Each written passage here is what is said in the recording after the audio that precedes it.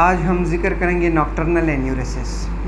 Nocturnal enuresis से मुराद जब इंसान अपने आप पे कंट्रोल नहीं रख पाता और रात को बिस्तर में उसका पेशाब चला जाता है। ये ज़्यादातर बच्चों में ये मसला होता है, कभी कभार ऐसे भी होता है कि ज़्यादा उम्र के जो लोग हैं उनमें भी ये मसला हो सकता है।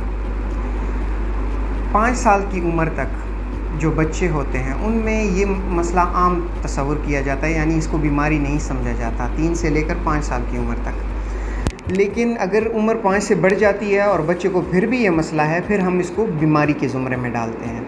इसकी 2 अक़साम हैं। पहली किस्म प्राइमरी एन्यूरेसिस, यानी एक बच्चे को बचपन से ये मसला है और वो कभी भी ठीक नहीं हुआ और हमेशा से उसको ये मसला रहा है। दूसरी जो किस्म है उसे सेकेंडरी एन्यूरेसिस कहते हैं, यानी बचपन में उसको ये मसला था, बीच में वो ठीक हो गया, फिर किसी वजह से उसको ये मसला दोबारा से शुरू हो गया है।